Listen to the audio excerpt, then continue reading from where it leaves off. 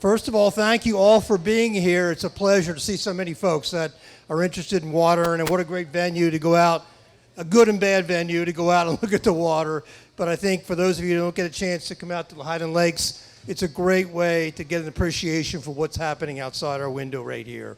So thank you for being here. My name is Ron Dowdy. I am a volunteer member of the Board of Directors of Central Texas Water Coalition. I'm also VP of their Legislative Affairs. And it's great to have you here.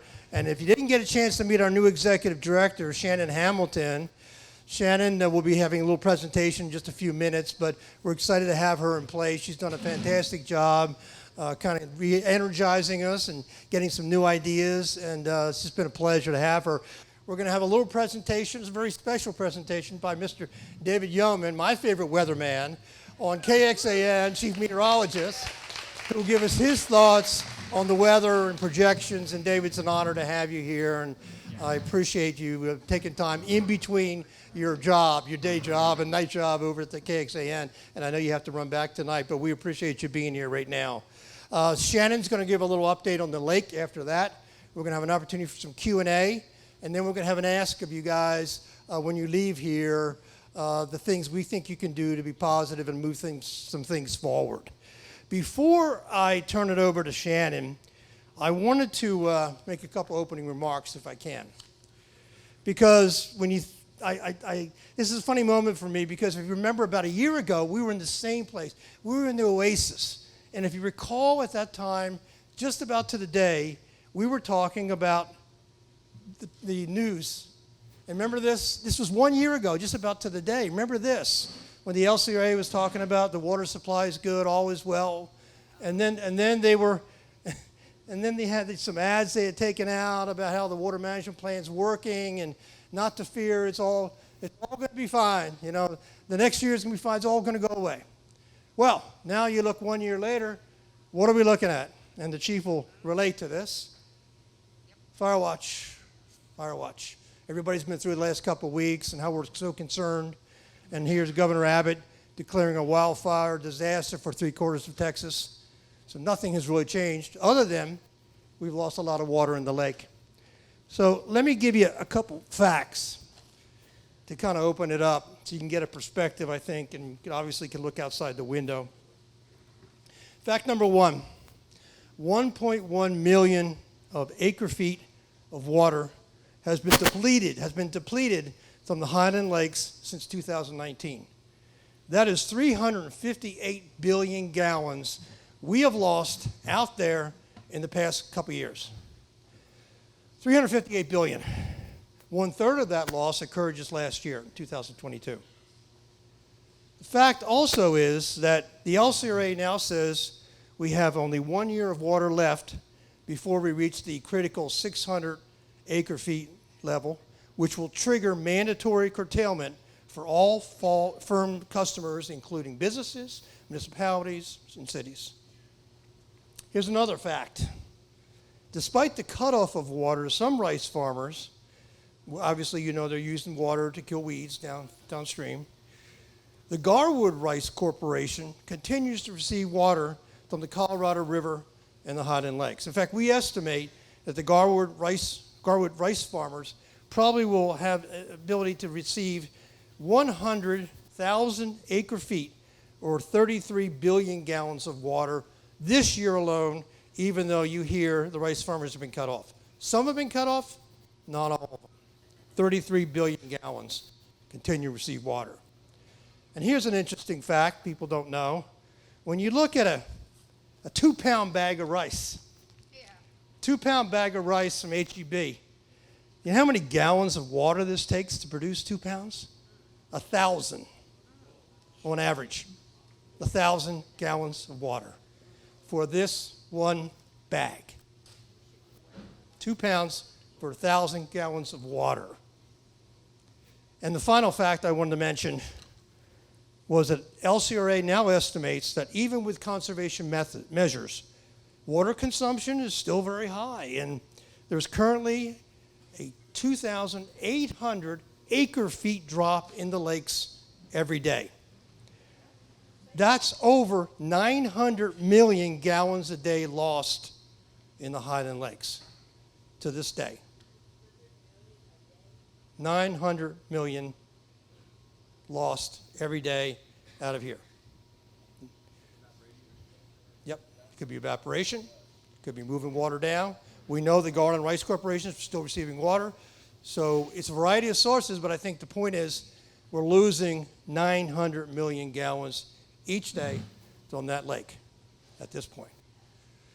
So let me give you some good news. I think the good news, and I'm kind of the legislative guy, so I was excited this year when the state legislature passed the Senate Bill 28. And I think you all know Senate Bill 28 provides for about $1 billion to upgrade water infrastructure and jumpstart some water supply projects. The bad news is, as Senator Perry points out, we need $50 billion, not just $1 billion. But nevertheless, we believe it's a step in the right direction. We encourage everybody in this room to please go vote yes for that constitutional amendment in November. I also want to thank a couple of our local legislators on local issues. I want to thank Senator Campbell and her staff and Representative Troxclair, who are our legislators of this part of the world, as well as Senator Eckert and Representative Vicki Goodwin, who introduced legislation to add 2 elected board members to the LCRA board. Now, we thought that would help because it would increase transparency, it would increase accountability. Right now, the governor appoints all 15 members of the LCRA board. We thought having 2 elected members would make a difference. Unfortunately, the bill did not pass. We'll pursue it again. But let me say this. We believe at the CTWC that the LCRA board is dominated by rural interests, and they're not reflective of the upper basin. We know that 75% of the LCRA board is involved in the rice, pecan, and ranching business. 75% of the board. We know that only 4 of those members have no agricultural backgrounds. We also know that Travis County, which accounts in population for about 80% of the basin, has only 2 members on that board. Totally dominated by rural interests, seeing things a lot different than we do right here. So in short, we kind of have this perfect storm developing. It's not changed from what it did a year ago. You look out the window. We have this perfect storm of a dramatic population and business growth. We have an arid pattern develop, and David can talk to that. And we have declining record inflows. And we believe that hoping for rainfall and hoping for hurricanes is not a sound water management process and thinking. We want to see changes, and that's what we're here for today. So I'd like to turn it over now to our new executive director, Shannon Hamilton. Thank you.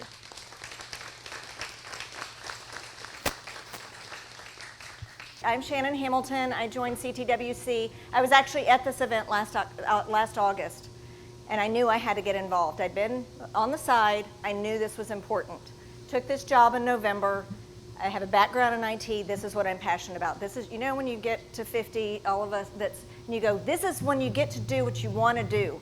This is what I want to do. I want to make a change, and I know all of y'all can help. So we're going to go quick through these slides and turn it over to David, do a little bit more, and then I want to open it up for discussion with y'all.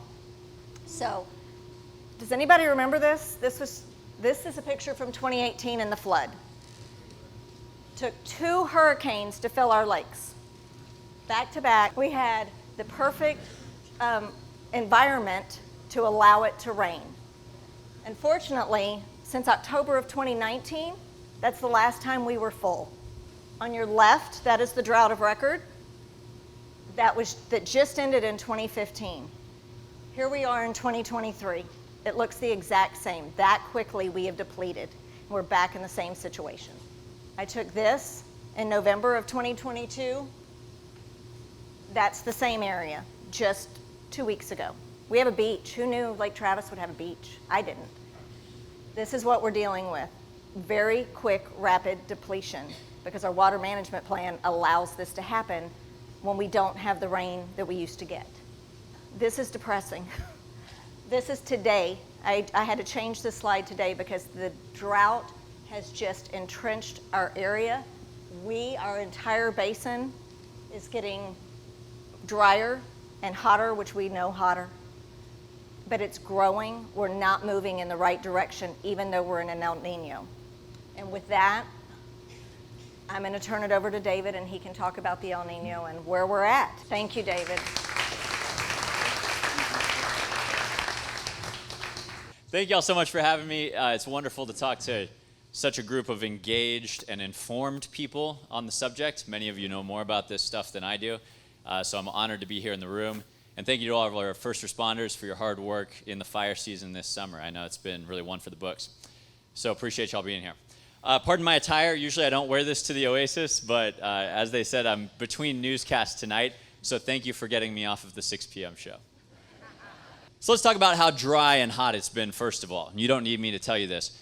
This is the percent of normal rainfall that we've seen over the past 2 months, 60 days.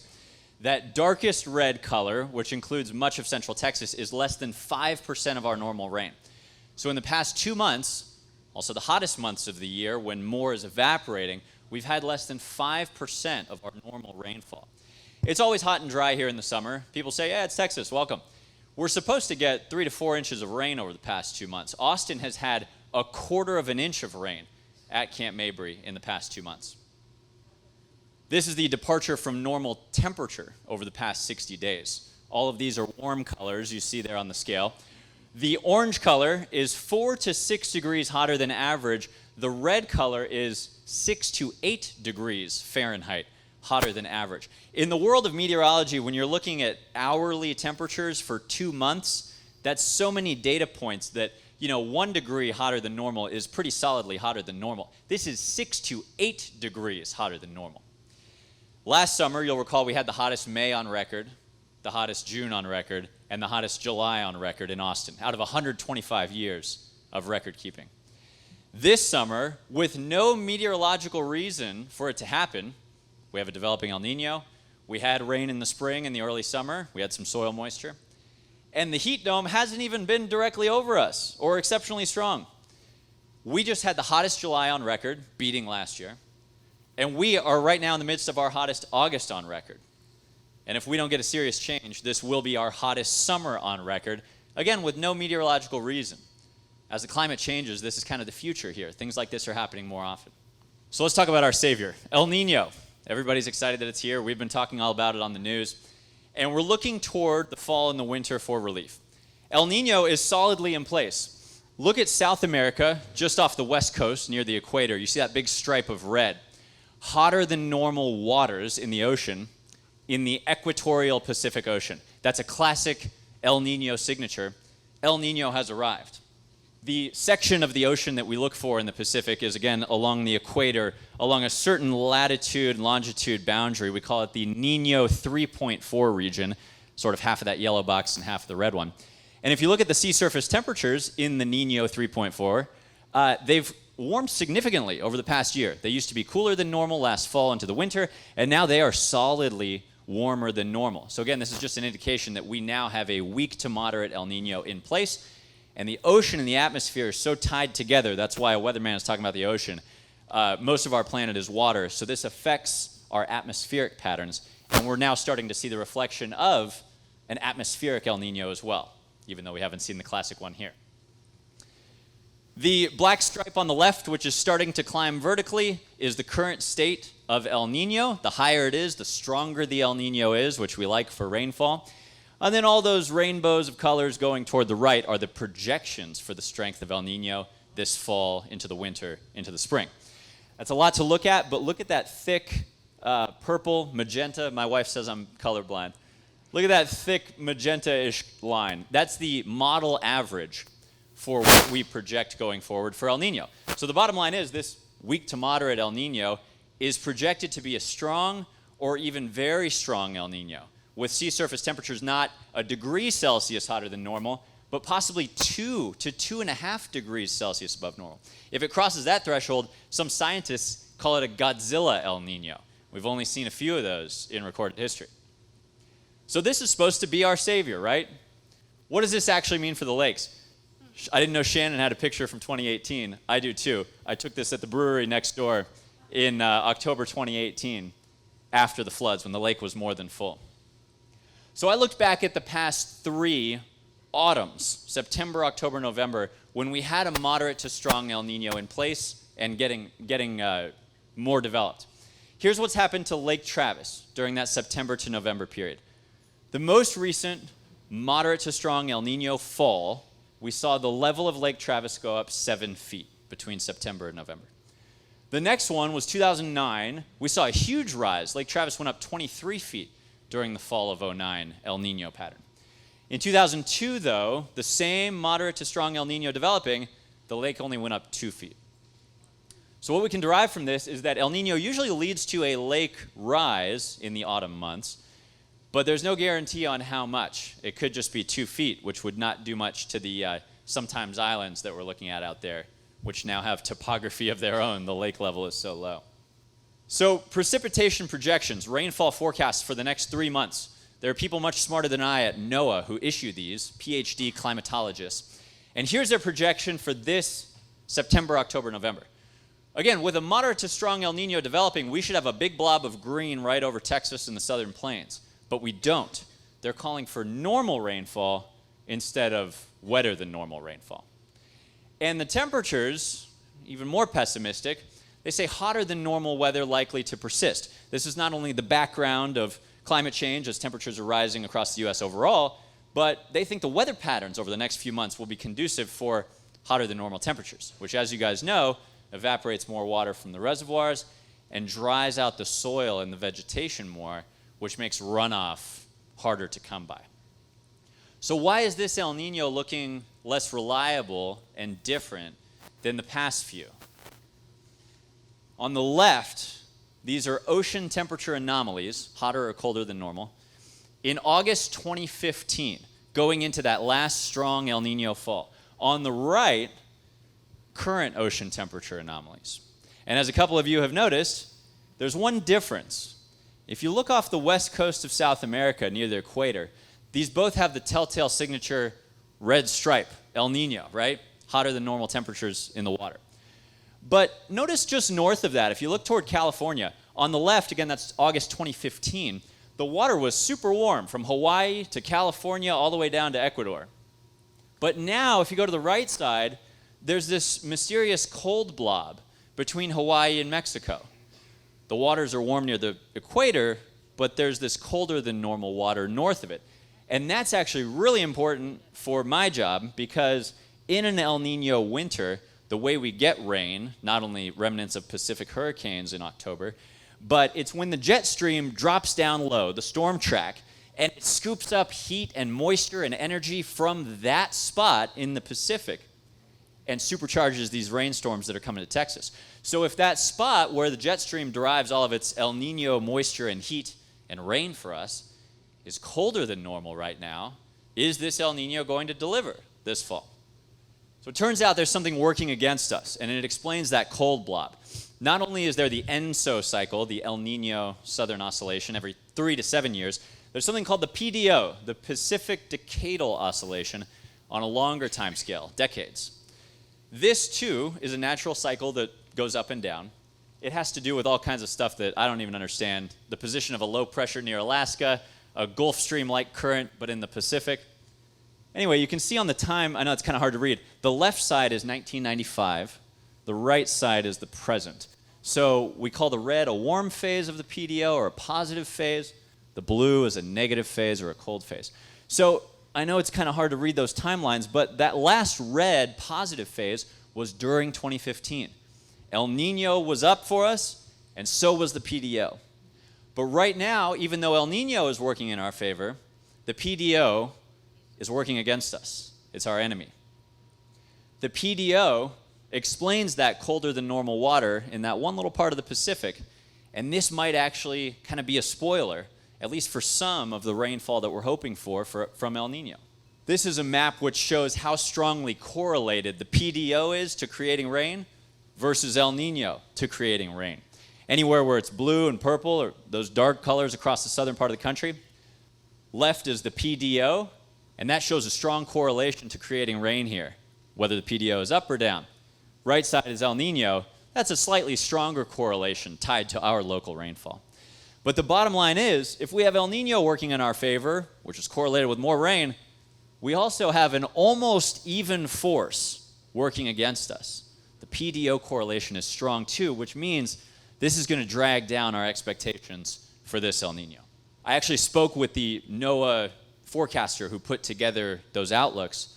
And we were talking about the differences between 2015 and 2023 when I was asked to do this talk. And he showed me the same kind of behind-the-scenes models that they use in August 2015 looking forward versus what they're showing now. On the left, those models, seeing the warm water all throughout the Pacific, had a big green blob all across Texas and the southern U.S. And that's exactly what happened. We got a ton of rain, deadly floods, and lots of lake water in fall 2015. On the right side, though, this is showing rainfall. That big brown area east of Hawaii, that's correlated with the colder than normal Pacific water that we talked about. And you don't see much color at all over Texas, do you? That's kind of why they're saying, wetter than normal weather might be more typical. Wouldn't count on that over the next few months. So will this El Nino deliver? That's going to be the big question over the next few months. And I really hope it does. I know you guys do as well. I didn't want to be all pessimistic today, so we'll end with sort of a shorter-term projection of your weather. We hit 110 last week, a tie for our third hottest day ever in Austin. And it's going to be 106, 107 for the next few days. But I'm here to tell you that the worst of the heat is about to be behind us. This is this is looking from now on the left to early October on the right. And if you treat the verticals as kind of one day, so here's today, here's tomorrow, here's the next day, we're slowly marching from those awful looking reds and purples and white colors, which are temperatures well over 100, toward more gentle colors, the yellows. Those are some models saying highs in the 70s.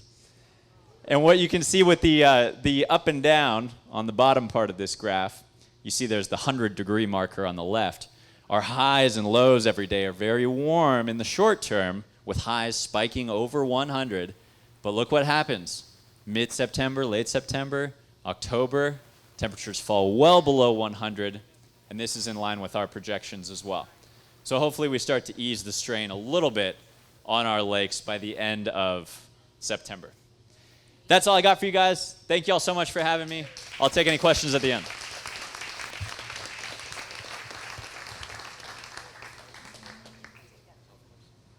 Thank y'all. Thank you, David. That was one of the first things I did when I took the job was reach out to David because he gets it. And we trust him, and he understands water. He understands climate change, ever-changing climate, whatever you want to call it. We're not, our normal is changed, and that's what we have to plan for. Even if they fill up, it's not going to fix the problem. You saw how fast in the pictures that we depleted. We have a water management plan that should be in effect right now. We should be open right now for discussion. We should be having the conversations about protecting our water. It is not scheduled to be open until March of 2025. So if we get 2 feet of rain and we don't even begin discussions until 2025, what does that mean? That is not good. And I asked yesterday at the board meeting that they consider opening it sooner. I hope they do. And that's one of the things I'm going to ask for your help on.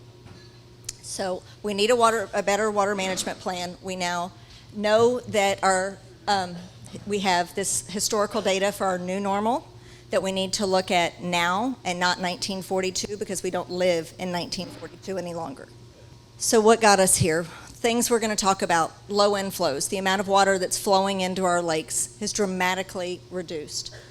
We have a population and business boom, we know. We have an ever-changing climate. We're drier, we're warmer, as David mentioned, and we deplete rapidly. We were full in 2019, and here we are again. So I'm not sure this was in David's slide, I don't believe so, but this is from our state climatologist. He has shared with us that the dry line has moved 140 degrees east. So now when you get the rain over I-35 and the east gets more rain than the west, our dry line has moved and we're physically seeing it. And that's a big part of the problem now. We're just not getting the rain we used to get, but that's what we plan for. So I don't know how many of you have seen our watershed. I like showing everybody the top below Midland. That's the Colorado that feeds into Buchanan. Buchanan is the mother lake. That is the top, that's the Colorado River directly at the point where it flows into Buchanan. That's what we're relying on to fill Lake Travis. Oh, and I was told as an update, my little channel marker that was on the side has now been moved completely off. You can't even find it anymore. It's so dry. So this was 2021. You can see the light blue line, that is our historical average. That's what they count on. Then we look at the darker blue line, that is our drought of record. So that is now the plan, because they're now planning for the drought of record. I'd be happy with more of those inflows, but that's how much water flowed in then. The purple line, back in 2021, that's how much rain we were getting. So we got a little bump in May and June, but you can see every other month not so great. Look what happened in 2022. The worst inflows on record since 1942. We had barely a register in July, barely in October. This is what we're dealing with. Here's 2023. July, we got 987 acre feet of water into all of our lakes. We're releasing, on average, evaporation, all the things, we're losing 20,000 acre feet a week. But in the month of July, we got 987. This is not sustainable. This has to change. We have a new trend, and we need to look at the new trend. 9 of our last 10 worst annual inflows ever have occurred since 2006. That's real numbers. We have a water issue. We cannot argue with that.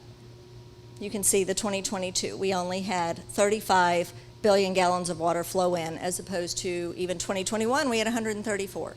Okay, we all know Central Texas is exploding. Austin is now the 10th largest city in the country.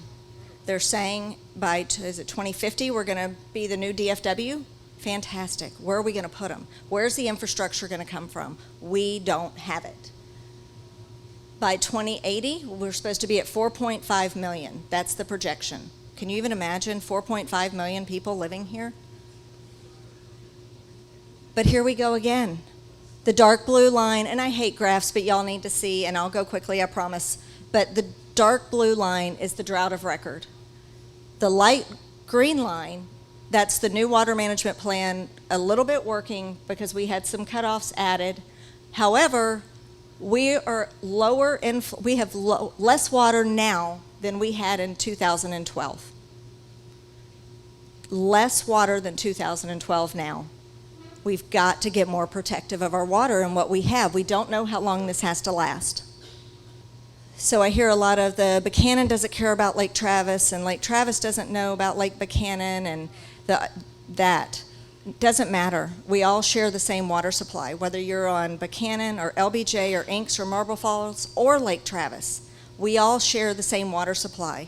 And people worry about their grass dying. It's your drinking water. Think about that. It will come back. We have our lovely firefighters here, and I can't thank them enough.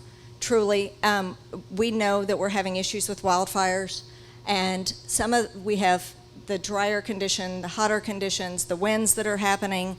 But we have to remember they've got to have water to fight the fires. And in that, when there's a tank, Rachel was so kind to explain this to me today.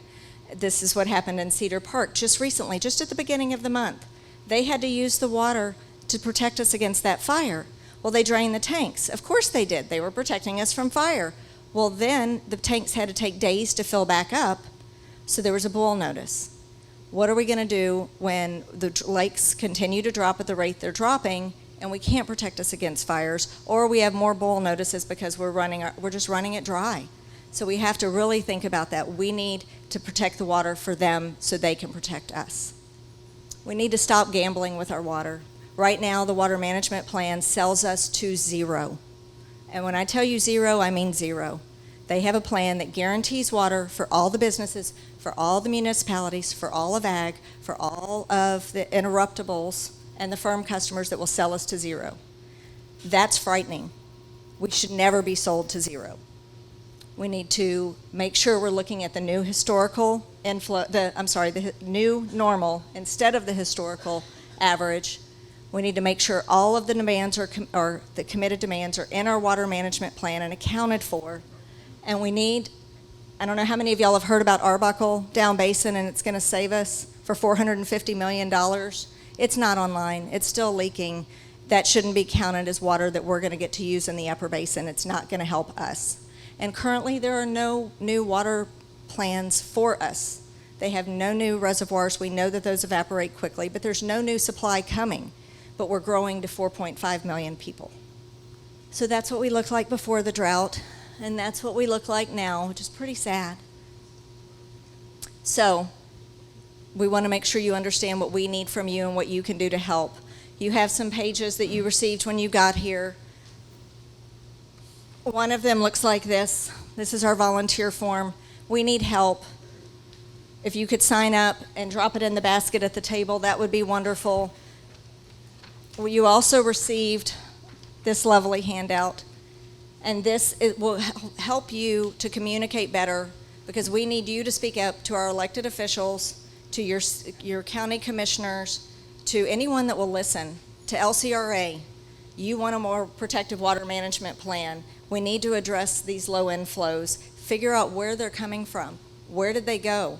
Part of it, if you saw the story that David so beautifully covered on the unfortunate situation in Llano and the Llano Dam that's going in, we can't allow those dams to happen. Yesterday, John Hoffman actually said there's a proliferation of dams that we don't know about, and that is blocking up the water flowing into our lakes.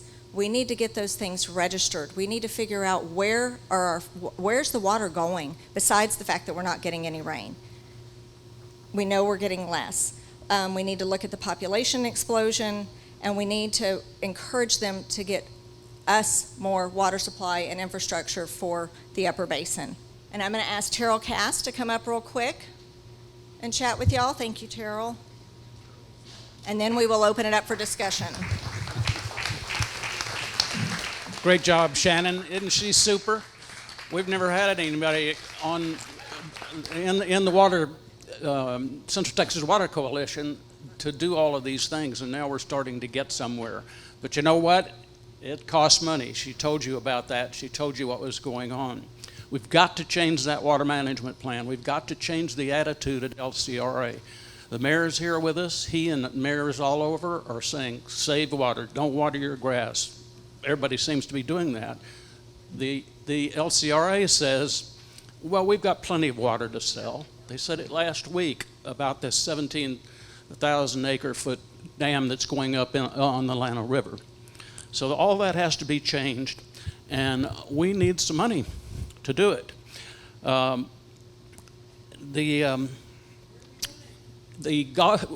We normally survive on the golf tournament, but we've had to change the golf tournament due to lacking interest to play, and the cost of the course being so much more.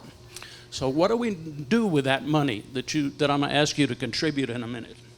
Well, we have legal people who are working on the legal issues that we have to face and tell us what we can do that's right and what's wrong and those sorts of things. We have a hydrologist, and the hydrologist works with Dave Lindsay here, and he tells us about the kinds of things that nobody else knows, that only the LCRA knows. Now, the LCRA they don't lie. They don't lie. They just obfuscate, and they're really good at it. So we need the best hydrologist, and we've got one right now. But guess what? He costs money. The next area is lobbying, key. She talked about we desperately need good lobbying help. And we haven't been able to, we've got a wonderful person that helps us, but we haven't had enough money to pay enough to keep more of them working at it. In order to change that water management plan, we've got to be in the legislature, and we've got to be in there with good lobbyists who knows how the system works and how it goes. And so they, too, cost money, as you can imagine. And then lastly, most people in our area don't know anything about this. You're probably the most up-to-date people you can walk out the door and ask anybody about the water problems here because you're here. So I know that's why you're you're the most up to date on all of this. So we need a big program to educate our community about what's happening and what has to be changed about the water management plan. You know, just look at the sunset going down over the dust over there. And so that's a big area. That costs a lot of money for a media education program. You've heard a lot of bad news, and the good news I'm going to get to right now, and that is you can make a big difference. We want you to contribute. Sydney's over here. If you do it today before you go home and forget about it, she's got a credit card machine, and you also take Venmo and no, we do PayPal. PayPal, okay. So we need and the barcode that's on the bottom of your sheet there. So anyway, who will step up and help us with this in a big way? I see a guy back there in the back. There's one. How about Glenn back there? Okay, if you contribute either to the Friends of the Central Texas Water Coalition if you need a tax deduction. So if you contribute to the Friends of Central Texas Water Coalition, you can take a tax deduction. If you contribute to the Central Texas Water Coalition, you have the choice of one or the other. We're both the same thing, but Friends is the tax deduction because it's set up that way. And if you contribute to to the Central Texas Water Coalition, your money goes for most everything except lobbying. They can't lobby with your funds if you get a tax deduction. So those two distinctions will be taken care of over there also. Well, we have an interesting announcement. Hang on. How's everybody doing tonight? My name is Will Mitchell. I serve as the president of the Friends of Central Texas Water Coalition. I will personally match every dollar given tonight to the Friends of board. So get your checkbooks out, get your credit card out, go see this young girl over here. I'm going to personally match every single dollar you guys give tonight. Thank you. That was a surprise to me too. Thank you, Will, and thank you, Terrell. It does. I mean, we have fought this battle for 12 years. We do fight it, but we are science and data driven, which requires a hydrologist. It requires, Cindy is the most wonderful water attorney. Cindy, where are you? She's right here. The kindest woman, but tough, and she knows water law, and we are so thankful to have her on our side, and we really hope to make a difference for everybody. We are not going to stop. So I do want to open this up for discussion and see if you have questions. I have a mic right over here, or if you're over here and you don't walk around, raise your hand, I'll raise it. But I want to make sure that y'all have a chance. You've got David here, you've got a lot of our board members, you've got some technical resources. If you have questions, please ask. We're here to talk. Yes, sir. We had that El Nino, and that was really interesting what you were talking. I think it was the PDO and how that kind of neutralizes the El Nino a little bit. But I was wondering if you could talk a little bit how El Nino affects the hurricane cycle and kind of what we expect of that this season. I know that's rolling the dice for us, but could you talk a little bit about that? Be happy to. So traditionally, El Nino suppresses Atlantic hurricanes that are in the Gulf, like the little tropical storm that just teased us earlier this week. Gosh. And it does that because of remember I said the ocean affects the atmosphere so closely. Because of that warmer water over in the Pacific, it tends to enhance wind shear over the Atlantic, the storm-killing winds at different altitudes that can kind of rip these things apart. Now, with that said, everything is weird because we're always in unprecedented territory these days.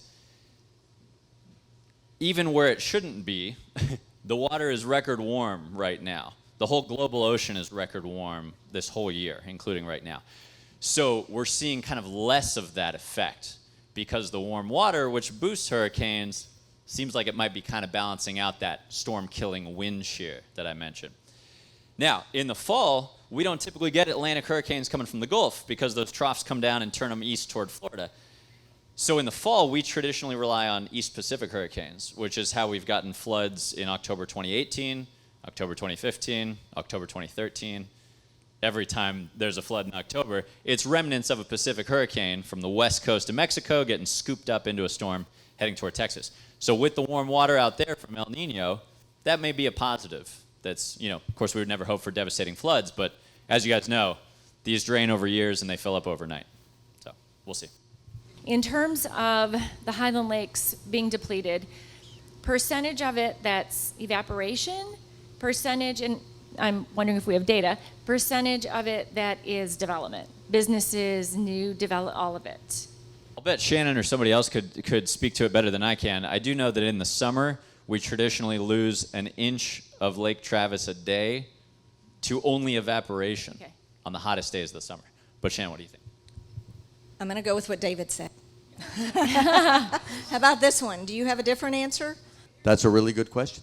And the evaporation is a function of surface area, which means when the lakes are up, there's a lot more surface area.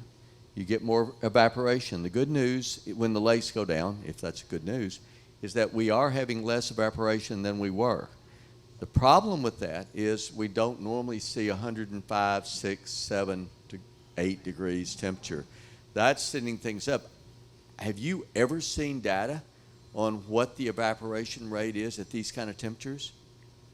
I'm scared to even see it, but we will get it. I just don't know what it is yet, and it's bad. So these higher temperatures, this change to the hotter climate, that's another factor. Can you imagine what it's taking to get stream flow down here? We think about the evaporation in the lakes, all that water coming in our rivers and streams that are almost dry and they're hot. I mean, trying to get water in here is really a problem. The thing to remember is all of our water planning is based on we always get what we've always got. And if we don't get that water, this plan is a problem, and that's why we so desperately need all this new data in the plan so we understand what we've got and don't oversell it.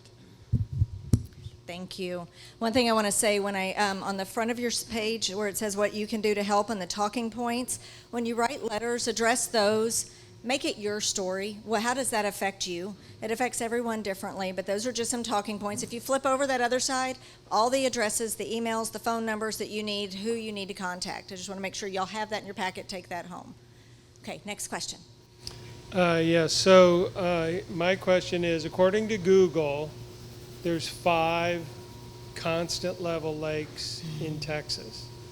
And 4 of them, depending on how you count the lakes, are on this watershed. So why is LBJ constant level? I mean, I get Austin, Lake Austin, Town Lake, that makes sense to me. But why do they allow constant level on LBJ and Power. they don't on?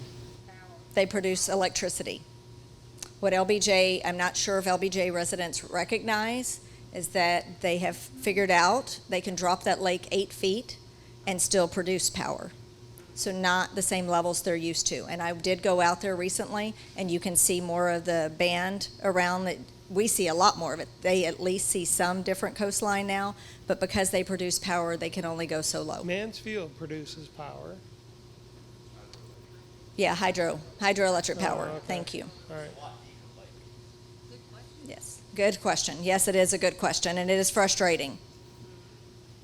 I've read in some material that if we stay on the same trajectory with our drought and this continual climate change, that we'll be without water in 2 to 4 years?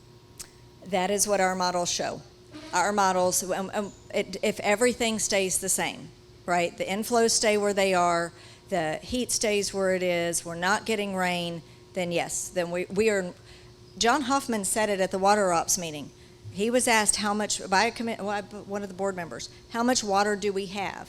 He said we have about a year's supply in front of us, which means people will stop, not that we'll be dry, but that people will start running out of water in certain areas depending. We'll have another Spicewood Beach. And won't we see a population decline? People are going to move. I mean, I'm thinking about it myself, and I'm a native Texan. Right. I don't. We're the hot spot. I don't know. We need to tell the governor in your letter. halt this, halt inviting everybody to come until we get an infrastructure that can support everybody coming. We can't take any more semiconductor plants. We can't keep dumping wastewater into the Colorado. We need a plan for the water we have and figure out until we get more, we've got to put a halt to it. And you can't put a halt to growth. I think they're going to come no matter what, but we've got to figure out how are we going to supply them with water. You can fix the grid. We all got the text today, conserve your energy. They can send somebody out there to fix the grid. Nobody's going to come bring a truck to our lake. What are we going to do? We've got to get a more protective water management plan. What do I you, know. how do you see our world here in Central Texas if we are out of water in 2 to 4 years? How do you see our Scary. living from day to I day? see Waterworld in my head. I go to these movies that I thought were so crazy, and I'm really terrified that we could be living them if we don't take care of this now. I fully believe we need to prepare better, and we need to act in advance and look ahead versus behind at what we used to get.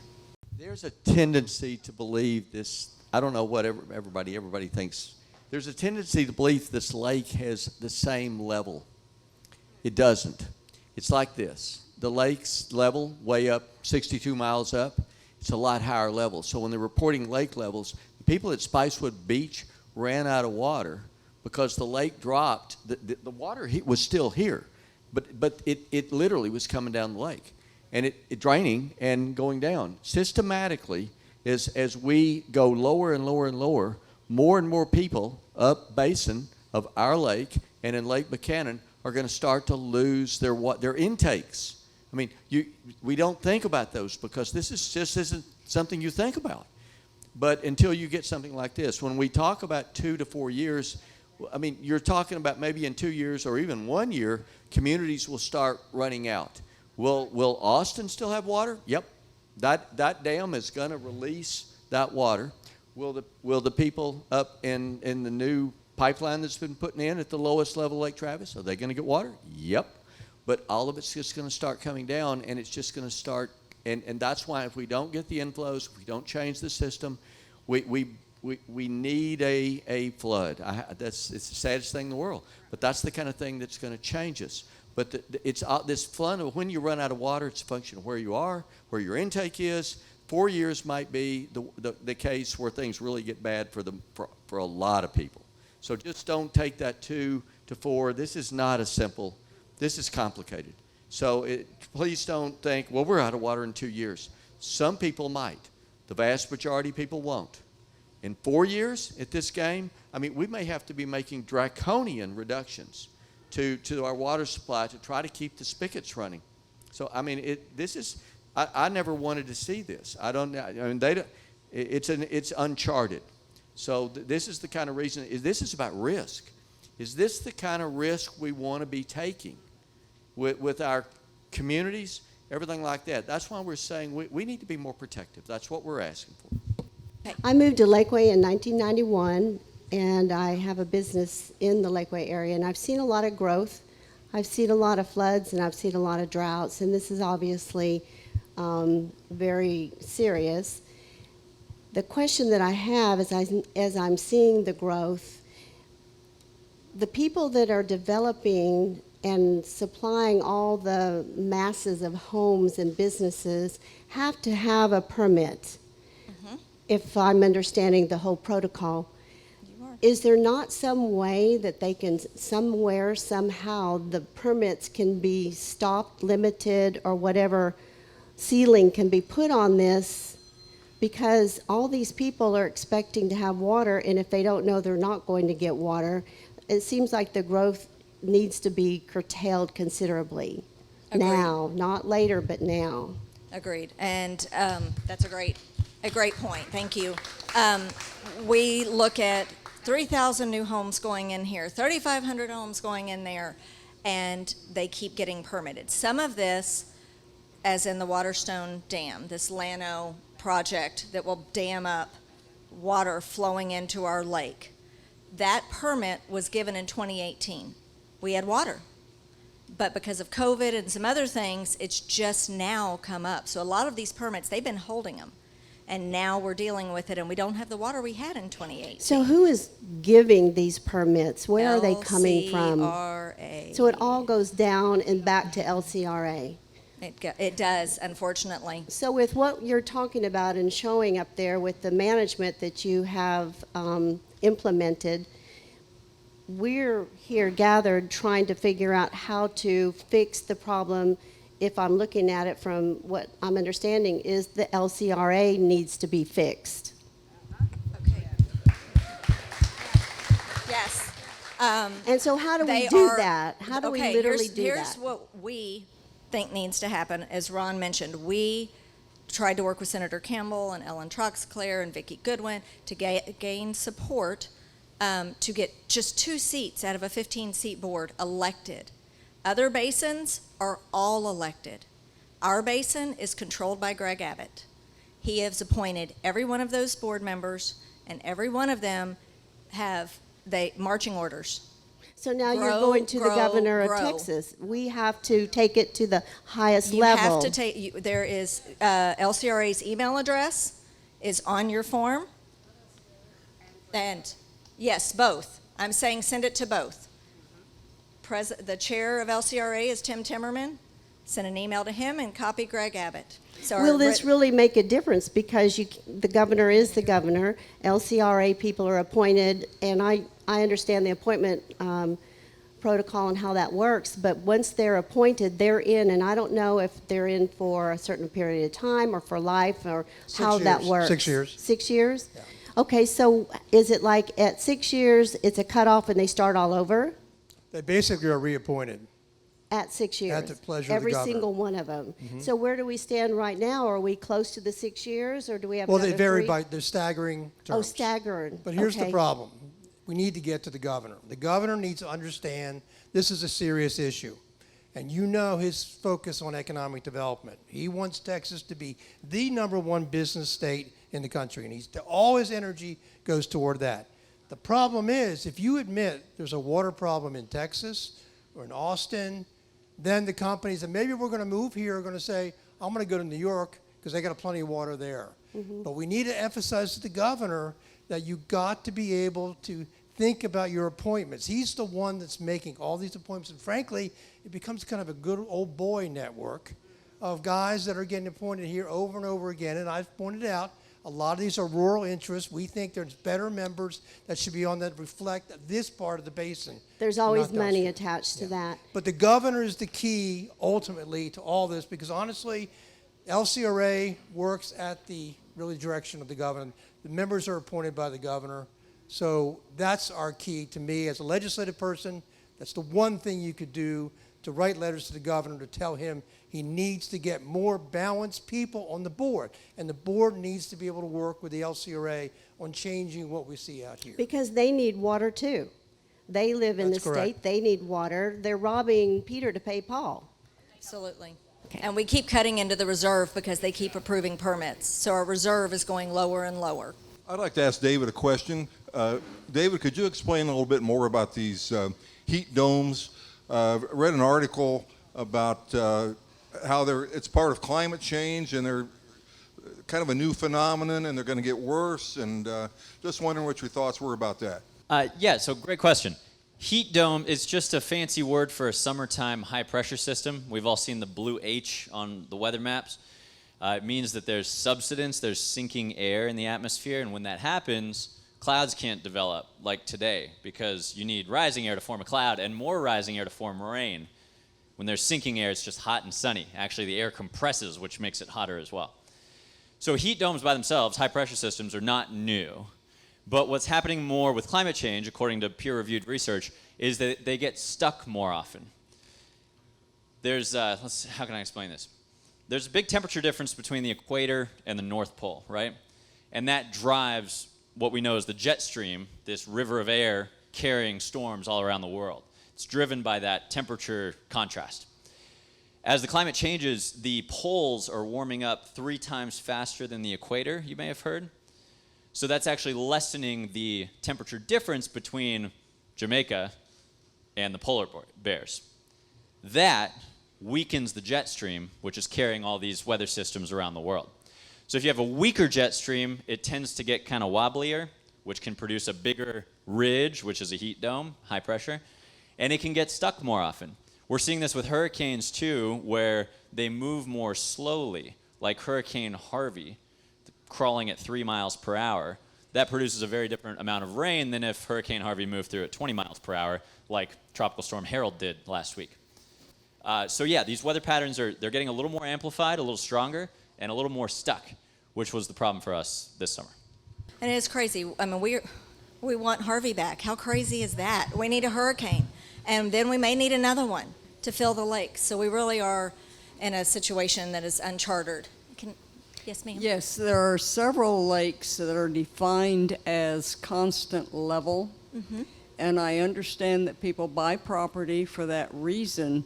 Is there anything to be done about that? Is that an LCRA regulation? I think they're just built that way. It's a pass-through lake. Yes, that is true. The realtors came up with the term constant level, is what I've been told historically. It is a pass-through lake to move water through our system, through the Highland Lake system. Okay, when you go back to the drought of the 50s, the state of Texas got it. The drought of the 50s was so severe, businesses, people, everything was affected. They could see this is something that we just got to fix. And there was this massive reservoir water building projects all over the state. And we have lived on the benefit of that all those years. But that was then, and what's happened is that old book, Who Moved My Cheese? Well, I like to think about it, who moved my water? We aren't getting the rainfalls, even though the data says we are. The system is not built on rainfall. The system is built on inflows. The system is built on inflows to the reservoir lakes. That's what we then live on period to period, cycle to cycle.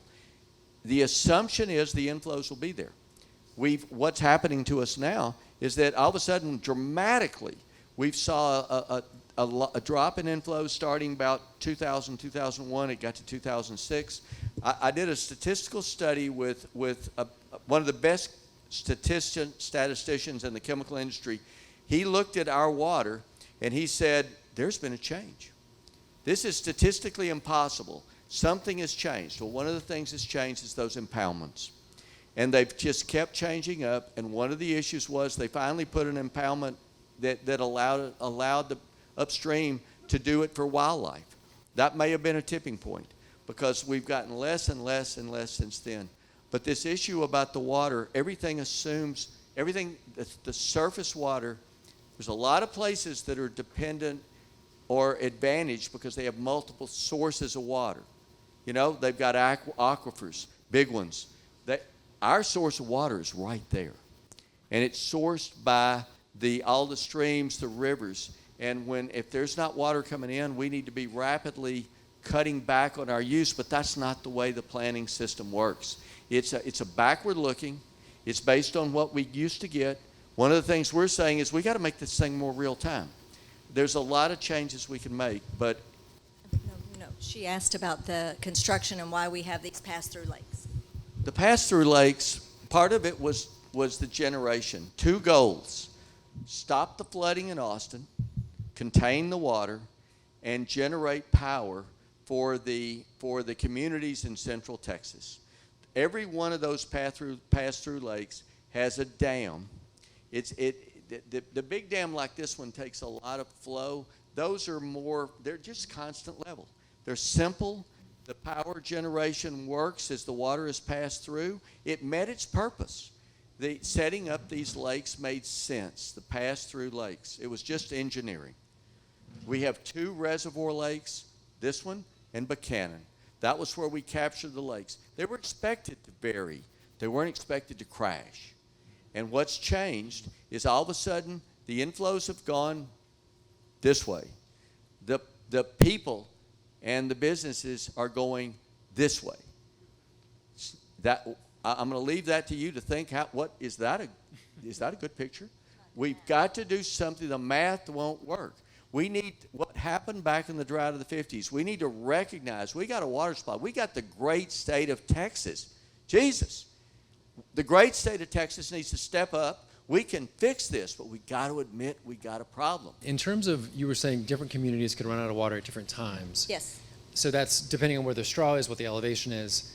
But if people are at the same elevation, so in Lake Austin or with, Austin Water or other munis that are on Lake Austin, is there a priority list of when they might, get cut off? Or as long as there's water in the lake, they're fine? As long as there's water in the lake, they're fine. Okay. So an LCRA has a chase the water. And I have a terrifying picture. When I went out to Lake Buchanan in January, when I walked it in January, I had to walk 400 yards to get to the water, to get to the Colorado River. These people had to have hoses coming down. I mean, that's 4 football fields. Hoses going down, and they said, well, we'll provide the water, you just got to get it. So it's a chase the water. So your second question's for David? Yeah. So not to get too negative on this, but you said that this summer was actually not that spectacular in terms of the atmospheric conditions for a very hot summer. Right. What does it look like when there are very bad atmospheric conditions? I probably don't want to know the answer, but Yeah, that's. That's hard to imagine. I've talked to Jim Spencer, my mentor and friend for a long time. Talked to other meteorologists in different parts of the country, and I say, the 500 millibar heights were only whatever today, and we hit 110. What the hell am I missing? What's going on? If we had the perfect storm of a really dry spring and early summer, no soil moisture, it's easier to heat us up, and a heat dome that's, as strong as the one that was just over Kansas was yesterday, right on top of us, it would be, we'd set new all-time record highs. We just hit 110 without it. Right. The hottest we've ever been was 112. We've done that twice. It would be hotter than that, and it would be hotter than that consistently. So multiply the evaporation, as he said, multiply the demand, and it would be trouble. Yeah. Good question. Thank you. This is why he's our friend. He gets it. All right. Any more questions? I noticed on LCRA's website that they've got the lake level in Travis staying at 630. Has anybody talked to them about it, how that's going to happen, where they're getting the water to keep it at 630, and et cetera? We will drop below 630 next week. We're at 630. Oh, you mean combined storage? No, I'm just sorry. Travis lake level, they predict it to hit 630 and then plateau, go straight. Okay. There is a projection. If you guys, I'm going to give LCRA an attaboy for one thing. A lot of things, actually. But they have gone and they've got a lot of information that they are putting out there, and they're sharing it. If you want to go to the Lake Travis or to the LCRA website, you can find, what I would suggest you guys look at is the daily operations report. I mean, that'll tell you what's going on. And one of the things you're talking about is you can go drill down and they will tell you what their projections are for the lakes. And I'm assuming you found that, and it showed 630 lining out. Okay? So your question was, where's the water coming from? There's an upstream lake called Lake Buchanan. I can't imagine how we can hold 630 without the water coming out of Buchanan. We're all in this together. We have 2 reservoirs. It's got whatever we got in those 2 is what we got. You can drain, rob Peter, pay Paul. You can do whatever. 630 is starting to get scary. So I'll leave it at that. But that's where it has to come from if we don't have the rain. Hi, Bridget Shea, Travis County Commissioner.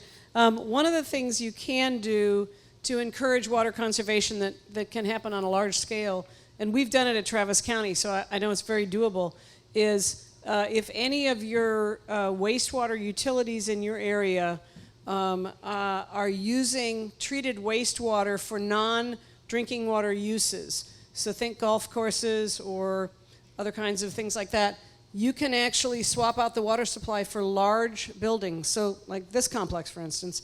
We've done it with our office buildings and our large buildings in downtown Austin, where Travis County has its central office buildings. And we are permanently eliminating the demand for 45 million gallons of water a year because we swapped out the water supply for our air conditioning system. Instead of using treated drinking water, we're using treated wastewater. So if you're in a community that has reuse of treated wastewater. Most of that's for golf courses now, but they can also use that treated wastewater for air conditioning supply for large buildings. It's an easy savings of water. Nobody drinks the air conditioning supply water, so nobody's going to notice it. But encourage your local communities and local governments to do that if they're not doing it already. It's an easy savings. It works well on large buildings. Thank you so much. And I would say, if you saw me on KVU or KXAN in the last few weeks, every time we go to a new restriction, they call us. I'm not your restriction girl. I'm going to tell you, go to your website. There is no standardization between if you're on Lakeway, if you're on Water District 17, if wherever you are, there's no standardization. So you have to call them, you have to look, check their website, which I think is very difficult to ask everyone to do. Not everybody has internet access. But stay in touch with that. Conserve. I know we're trying. What I heard at the water ops meeting is consumption is still really high, even though we've moved to stage 2. It is real. You've seen this. If people don't come out here for dinner, I don't think if they don't see Lake Travis, it's not a problem. And developers keep saying, we have plenty of water. No, we don't.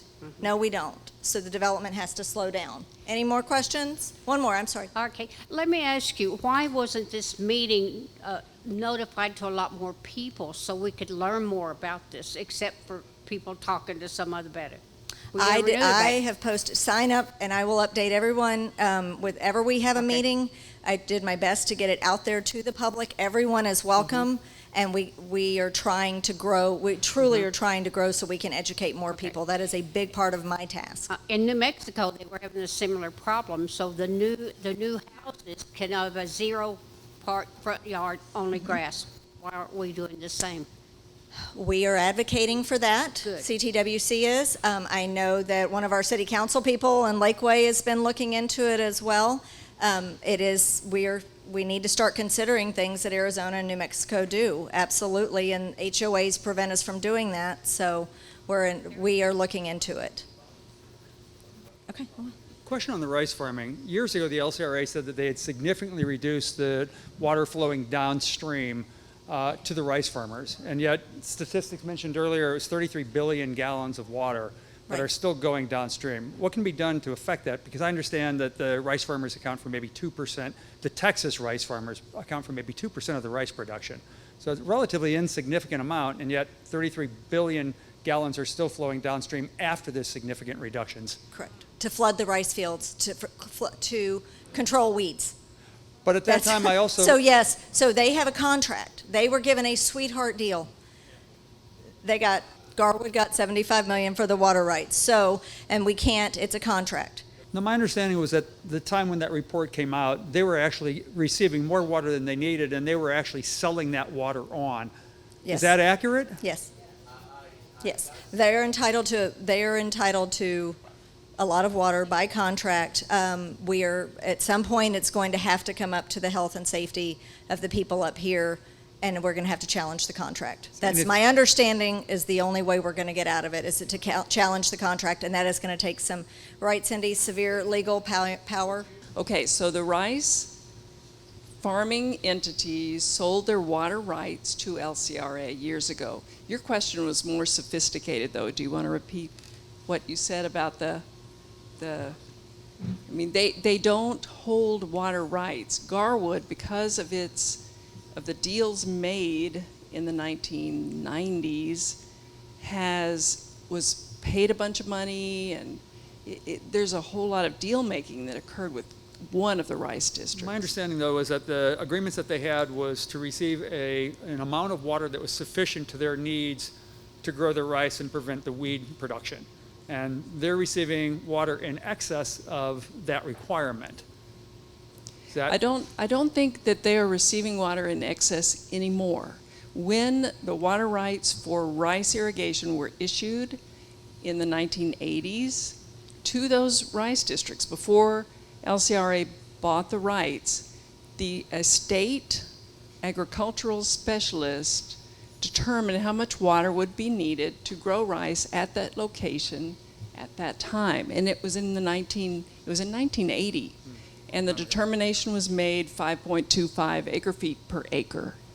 And LCRA is mindful of that number, and they try to charge more to their customers. They do charge more to their customers when they exceed that number, but I still think that number is way too high for today's technology, for today's world. Now, the water management plan that was originally envisioned for LCRA had a future vision that someday the firm customers, the municipalities, the industries, the customers who had bought contracts with LCRA and who pay for that water, whether they use it or not every year, that someday those customers would exceed the number of customers downstream, the interruptible, the rice farmers. So at some point, the water management plan envisions that all water will go to the firm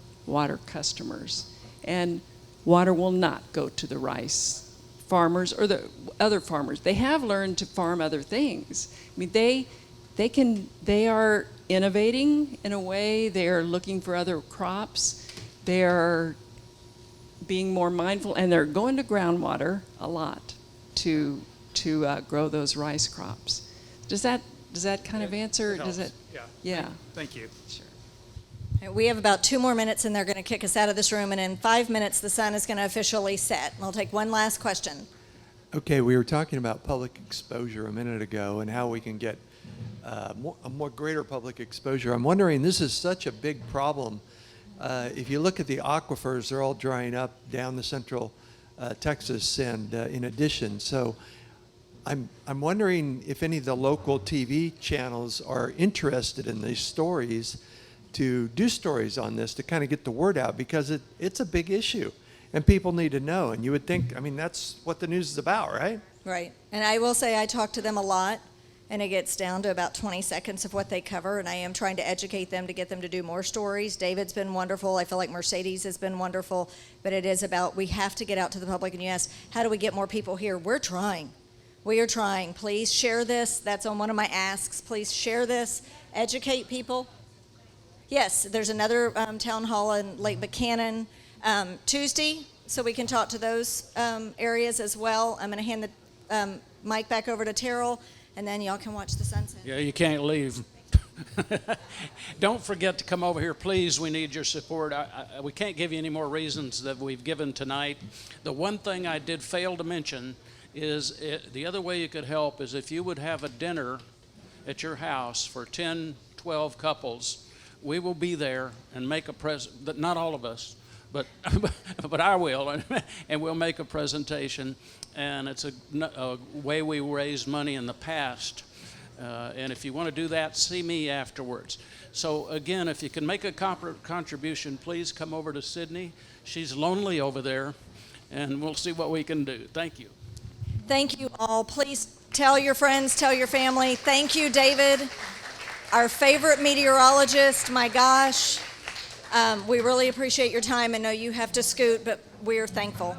Thank you, and get safe getting home. Go downstairs and have a margarita with me, and stay in touch, and please volunteer if you can. Please. Thank you.